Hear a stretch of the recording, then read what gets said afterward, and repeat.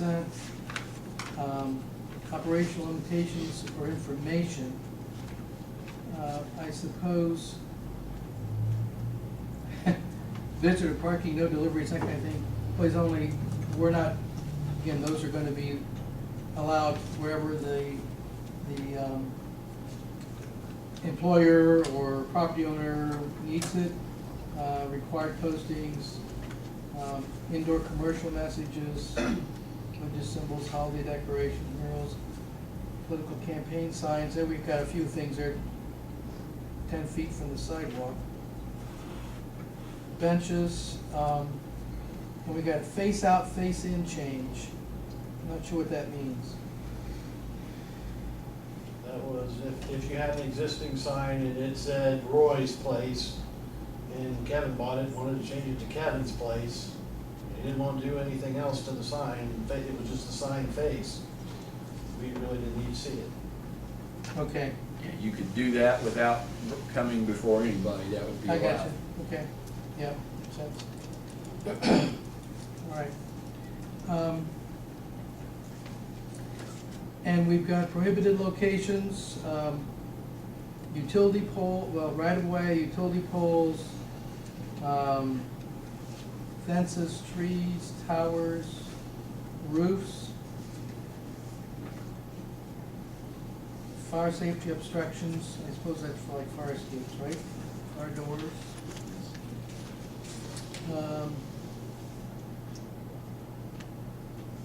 Obstructs circulation.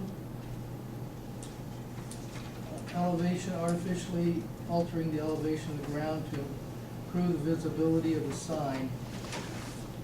And what was the explanation for that? So that you couldn't put in a 10-foot hump and then put a 10-foot sign on top of it and say it was only 10 foot tall because it was 10 feet off the hump. 10 feet off the adjacent ground, but it's really artificially built up to 20 feet. Right, that's the idea, was that you couldn't just do that. Question, Sean, does that kind of an issue, is that addressed in yours? Which one? The artificial elevation. Green hump, the Honky Honk. The hump. No, but it's, you know, a lot of those that you went through, I'm not sure where they came from, but that one should be in there somewhere, yes. I think that either same came from Seymour or Columbus. Yeah, I it should think be in that there. Came right out of the model ordinance that you gave us. Yeah. I know it was in somewhere that it was in there to not let them do that, because Yeah. Yeah, they will well, try. Yeah, you give people a chance. Okay.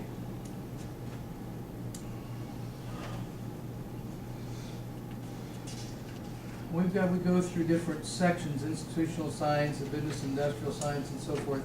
And I think what I'd like to do, and I'd ask Plan Commission members to do, is to now review this, look at the detail that's in here, look at Sean's detail, and see how they match, or where the distance is. We clarify that. See what format you like. I mean, we may, and I'll have to ask our attorney friend there in terms of the format, whether we need to, there's no reason you can't have language and then also have it in chart form. You know, there's no reason that you, or maybe is there a reason that you have to have language and not only the chart form in an ordinance? Excuse me, generally speaking, what I would recommend is utilizing the charts as an appendix to the ordinance. To give it To give it a specific specificity. place and specificity so that you aren't constantly being distracted from the flow of the reading of the ordinance by going through this chart and trying to find it. You can simply state, you know, the Okay, consistent so the appendix. chart would be more of a tool as opposed to the actual law. Correct. And Well, then, and I don't know, and we may have to go back and find ways to put verbiage from the chart into here too. That's maybe what might have to be done if that's what we want to do. So we've been at this for 45 minutes, and I don't want to keep people late night. And as I said, I'm not in this to get it done in any specified quick manner, but I want to get it done in a thorough manner. So the homework, and I am insisting that, like Plan Commission members, do read this carefully, do compare this, come back and see where we stand so that we can begin to make some decisions. Not necessarily signing off all of it, but after having looked at this, and as John pointed out, the definitions, we need to carefully look at that so that we can begin to mark off sections. Okay, this we agreed to, and then we'll bring it all back in one piece before we actually move it forward. And I will suggest that we need to, I did do a little wordsmithing on the purpose and intent on the top of this. You cut and paste from one place to another, from the ordinance back to this, or vice versa, and where it says, signs will not, by reason of number, size, and so forth, and you have here endanger, or confuse, or mislead, obstruct, and then eliminate. No, we want create a potential hazard rather than eliminate. You want to eliminate, but in this case, you not to create.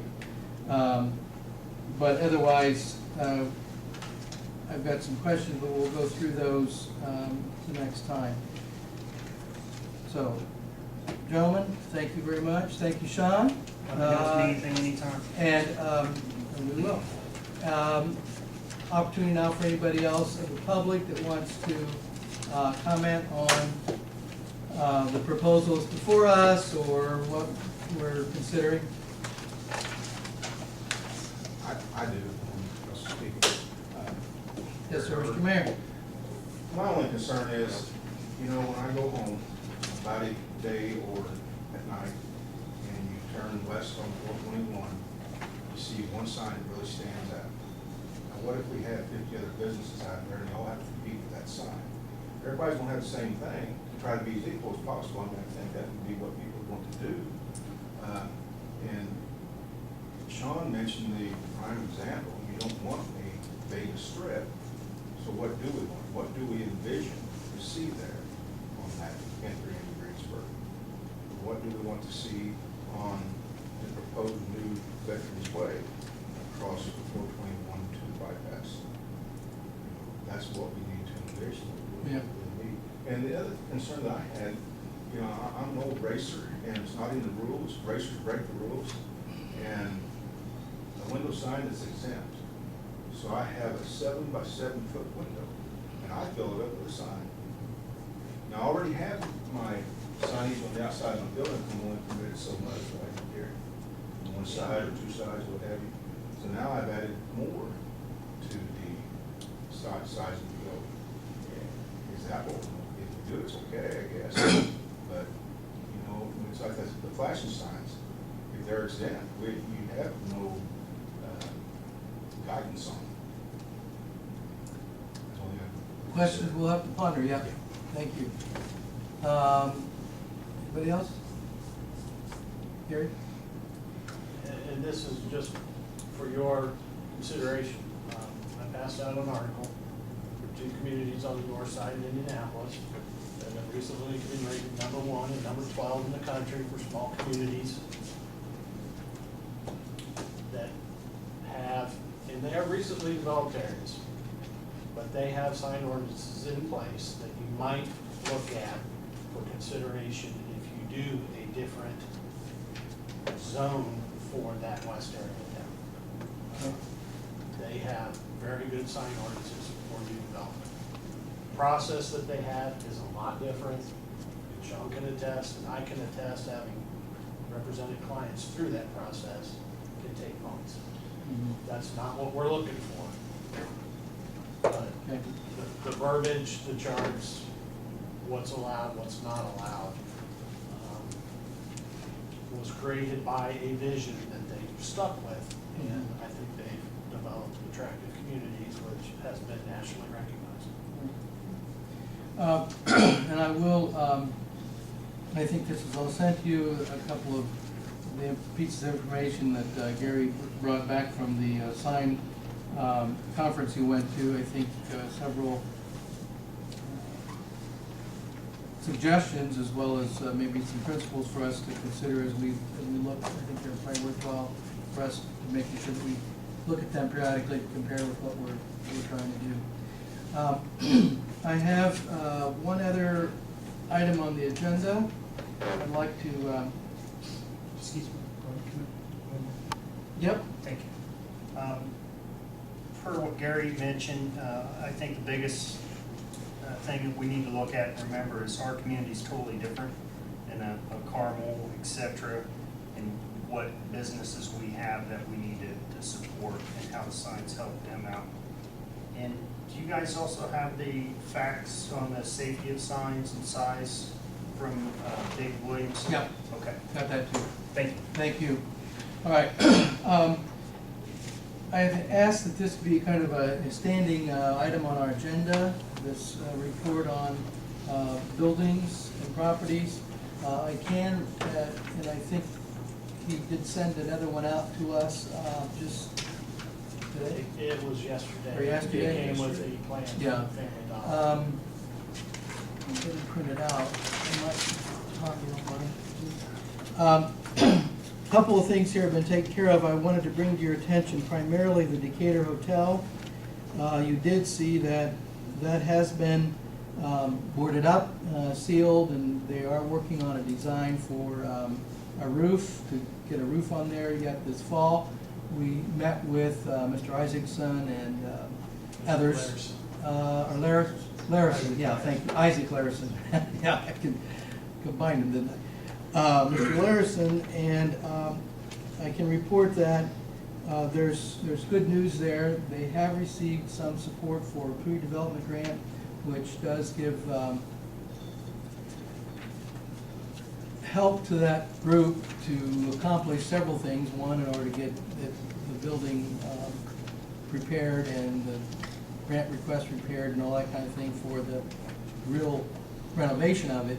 But what it also does then is it should allow for some freeing up of some other funds that they might have otherwise had to use for that purpose, maybe work on a roof. So it's being addressed. We have another conference call set up. We had a face-to-face just a couple weeks ago. And so I'm happy to say that there's progress being made there, and the situation is at least temporarily secured. I can try and answer a question if you have about it specifically, Kevin or Roy? No. Tom? Like, John, you good? Everybody good at?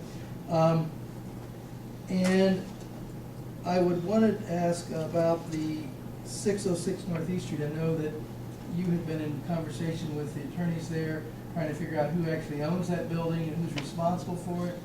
What's the status of that? Yes, the status of that is that we had a title search conducted and determined that the Wilsons are still the title owner.